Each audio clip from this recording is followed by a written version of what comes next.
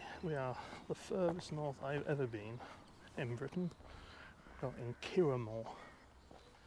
And I'm here to show you the Bon Scott statue, the birth of AC/DC. I think he lived here for about 5 years before he emigrated to Australia. AC/DC are one of those bands that through time I've learnt nobody particularly dislikes them. They're like Queen. Obviously I'm a bit of a Beatles nut, but I've learnt a lot of people don't like the Beatles. They are absolutely insane, but with AC/DC and Queen, I don't know, everyone seems to like them. So Bon Scott was the singer of AC/DC, if you're not aware.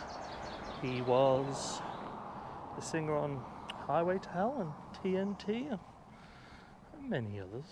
And then he died tragically in 1980. And he was replaced by Brian Johnson, who...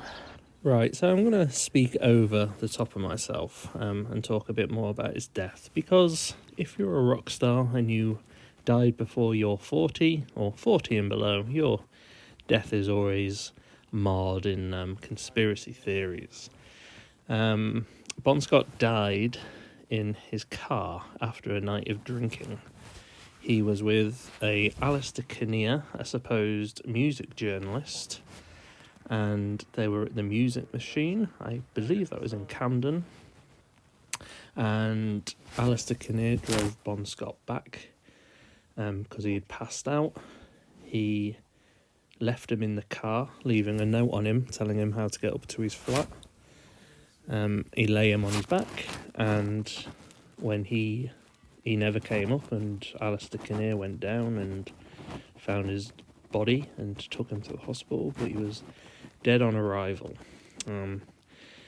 Now, the bizarre thing, there's so many conspiracy theories about him potentially being murdered.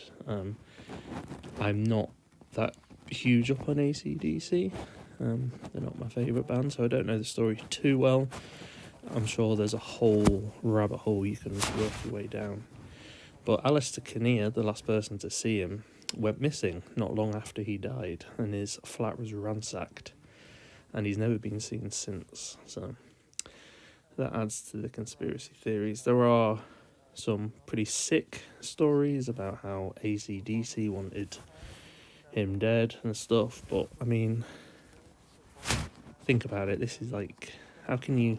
I don't know how people come up with these stories when, like, that's their mate. Can you imagine if your mate died and they were saying stuff like this about you? It's just sick and wrong. So, and Bon Scott unfortunately died. It's acute alcohol poisoning is the official verdict, but other people said, I think including Ozzy Osbourne, that he died of hypothermia as he was in the car in London in February. And February's very cold, as we know. And that's the reason he died. People have disputed that he wasn't that drunk when he left the Music Machine, so why was he passed out? There's a whole lot of stuff to deep dive into. But I just thought I'd share that with you. He was recording Back in Black, which I thought I would share this picture of him as a kid, as it doesn't look like the most badass kid ever.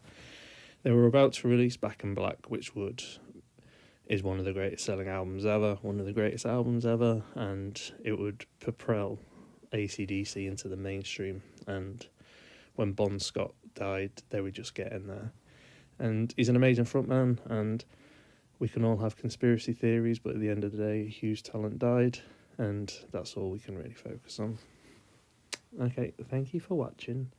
I'll try and release something very soon. Bye.